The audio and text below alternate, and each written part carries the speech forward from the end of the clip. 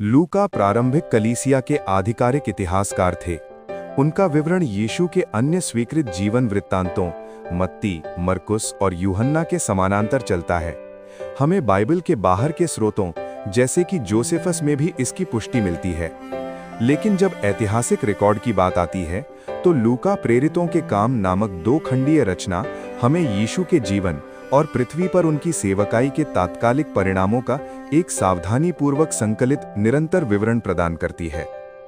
यद्यपि लूका प्रेरितों के आंतरिक समूह के सदस्य नहीं थे, फिर भी उन्हें उन कई व्यक्तियों तक पहुंच प्राप्त थी।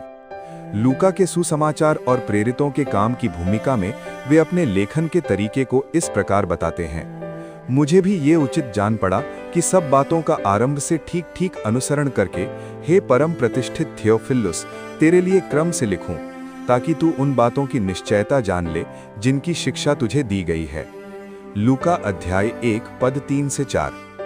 लूका के सुसमाचार के अध्याय 1 और 2 में यीशु के जन्म के विषय में जो घनिष्ठ जानकारी दी गई है, उसमें प्रत्यक्षदर्शी विवरण का स्वर मिलता है। इस विशेष मामले में स्पष्ट प्रत्यक्षदर्शी मरियम ही रही होंगी। उन्होंने अपने जीवन भर जिन बातों को अपने हृदय में संजोया रखा, उन्हें याद करके उस नम्र चिकित्सक के साथ साझा किया जिसके मन में अनेक प्रश्न थे।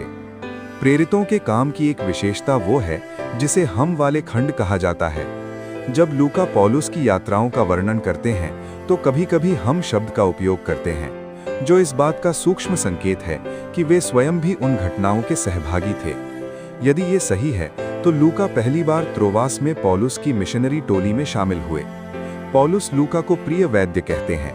कुलुसियो 4 पद 14। दल में एक चिकित्सक होना वास्तव में लाभदायक रहा होगा। यात्राओं के दौरान लूका ने समूह के लिए वैद्य का कार्य किया होगा।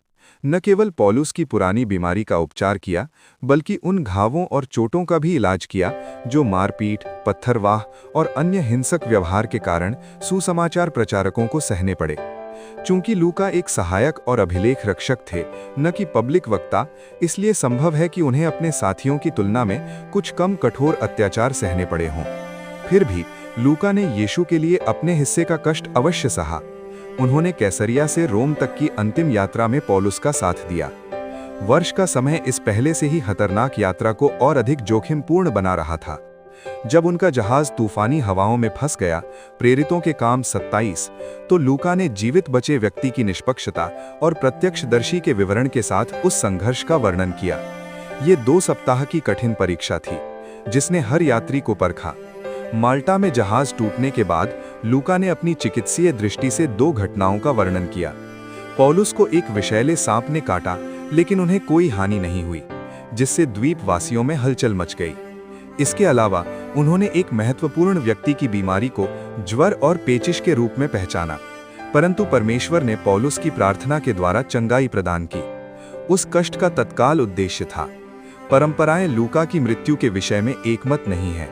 कुछ विवरणों के अनुसार लूका अंत तक रोम में पौलुस के साथ रहे और बाद में अपनी व्यापक सेवकाई जारी रखी। इस मत के अनुसार लूका की मृत्यु वृद्धावस्था में बोयोटिया नामक स्थान पर, जो प्राचीन यूनान का एक क्षेत्र हो सकता है, हुई। लेकिन जिस हिंसक तमय में वो जी रहे थे, उसे देखते हुए ये परंपरा भी अनदेखी नहीं की जा सकती कि लूका यूनान में कहीं शहीद हुए। इस प्रिय वैद्य ने अपने लेखन के द्वारा अपने जीवन काल में जितने लोगों को छुआ, उससे कहीं अधिक आत्माओं को चंगाई प्रदान की। क्योंकि मेरे लिए जीवित रहना मसीह है और मर जाना लाभ है। फिलिप्पियों 1 पद 21।